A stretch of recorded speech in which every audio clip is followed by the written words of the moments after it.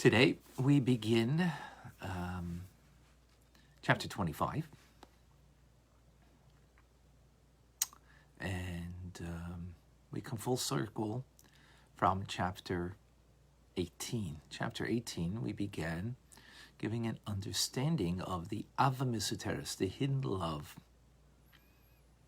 Its root source is in Chachma, as we explained. Its nature is like a flame. Its love is like a flame that just wants to be released from the body and just to be bound up with God. Not because there's better, it's self-fulfilling, not because there's something better about it, just because that's what it is a part of. It's very unique. And as a result of that, that natural love that is found in us, that is, so to speak, in exile, in the sense that it's hidden. Love is revealed. What do you mean, love hidden? Yeah, it's hidden. It's a part of our soul, but being that it is, our soul is vested within a body, it doesn't reveal itself. The fact that it wants to be bound up and connected with God and not to be disconnected. When does it come? When it comes to the Chachma that its source is, which Chachma is the highest part of the soul that's bound up with God. So when it comes to a test of faith, of being forced to adopt another religion, for example, throughout the ages, that Chachma came to the fore, and Jewish people, for the most part, gave up their lives. Not because they would get a great reward, just because there was no other reality, no other truth.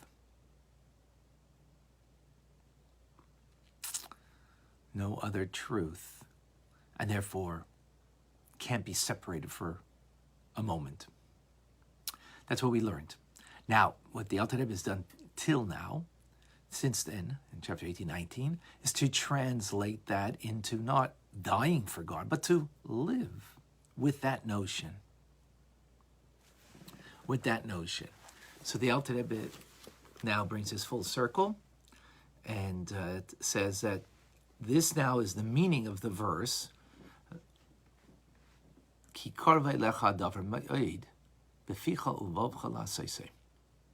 verse that is the one verse that this whole 53 chapters is based on.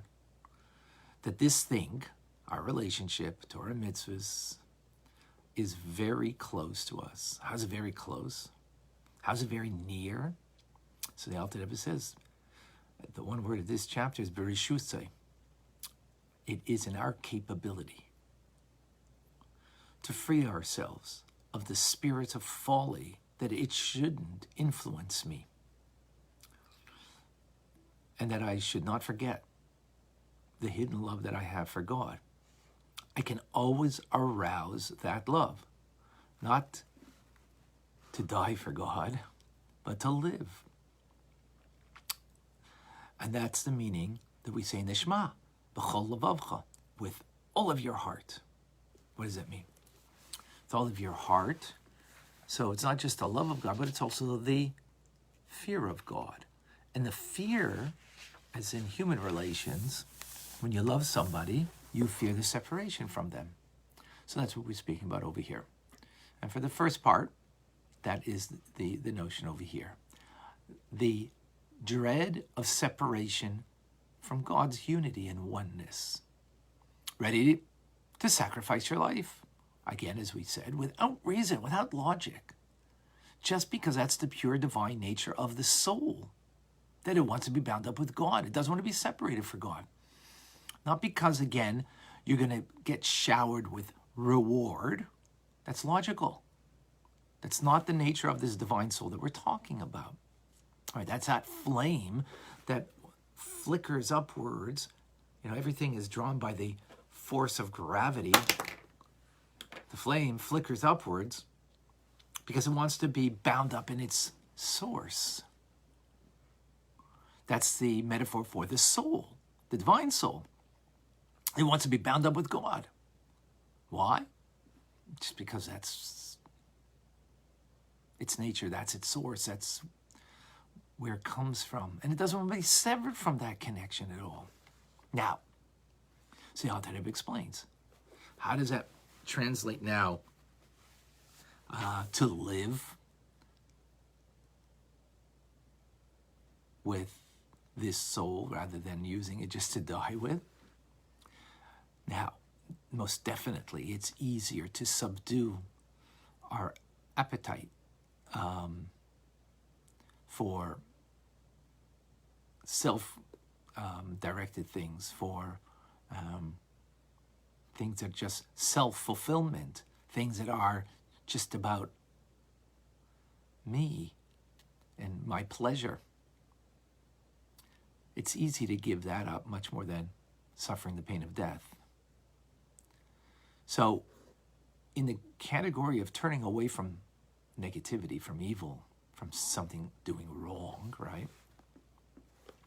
Whatever that wrong may be, whether it's a biblical law or a rabbinic law, right?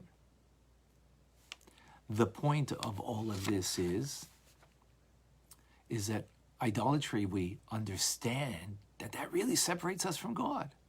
But the truth is, in the moment of doing something wrong, I'm separated from God, period. So when we're aware of our divine soul, that even for a moment it doesn't want to be separated from God, right?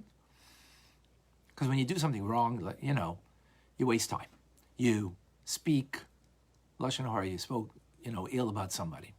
In that moment, you're separated from God. The next moment you're learning Tanya, you're connected, right? So we're not talking about forever separated, but in the moment you're separated, the divine soul doesn't want even for a moment to be separated. Now, you might think, well, when it comes to idolatry, you're forever separated. Not just in the moment. You're serving idolatry, another faith. You've been coerced into another faith, and you're accepting another faith. So that is not just in the moment. So Alter Rebbe says, well, even if you commit idolatry, you can do tshuva, you can do penitence, you can repent, right? So it's not a lasting separation. So whether it's a minor transgression, speaking ill about somebody, right? Wasting our time is a transgression. Always we need to do good, right? Whatever it might be, in that moment, we're disconnected. Yes, the next moment we're doing something good, we're doing a mitzvah, we're connected. But in that moment, we're disconnected. Idolatry, you think that, that, there's kind of no way you're going to be reconnected? No, because you can do tshuva. Now, what if you kind of had in mind, I'm going to commit this sin of idolatry, expressly accepting another faith, but afterwards I'll do tshuva. So our sages tell us that someone who has that in mind, like, really you're sinning because you know you could do tshuva, because you could do penitence. So it's the penitence that is causing you to sin. Because, I'll commit this act of idolatry, but I can always come back. So our sages say that maspeaking biyodai, that they say it's not that you can't do tshuva, the Alter Rebbe says. It makes it very hard. It's much more difficult when you did the sin because you know you could return. But, of course, you can always return. That's the bottom line, no matter what. So, therefore, there is no distinction. So, from the divine soul, when we're aware, and we all have the capability, having this love of God that is in our in our divine soul, to be aware of it. Aware doesn't mean you have a palpable feeling. It doesn't mean a palpable feeling. We have an awareness that we bring to the fore and think about that this negative thing that I might be doing, from the vantage point of my divine soul, it doesn't want to be disconnected, even for a moment. It's only a minor thing. And afterwards I could do tshuva, even on that minor thing, right? Or afterwards I'm going to do good. Just in this moment, even in that moment, there's a disconnect. The divine soul doesn't want to have for a moment. And that's the point over here. It's being awakening that reality in our soul, that our divine soul doesn't want that even for a moment. And to be attuned to that, to be aware of that, and to make that a part of our reality. That's from the negative side. So I know now that.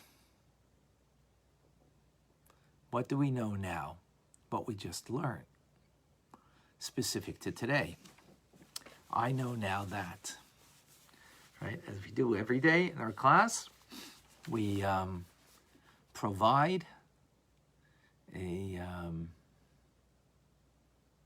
recap, and I ask everybody, please, to join in that recap. So what do we know now?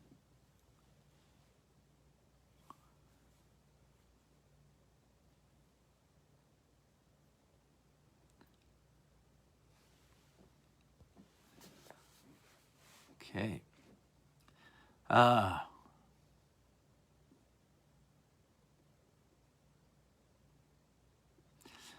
John says that the dormant love and reverence for God is accessible to me at all times. I must awaken from the delusional spirit that lies. It tells me and feel the intuitive awareness my soul has for God. Very good. Excellent. Excellent. Michael, I know now that living for God is the path my divine soul strives towards. Excellent. Eugenia, I know now that even a minor transgression disconnects us from God at that moment. Yes.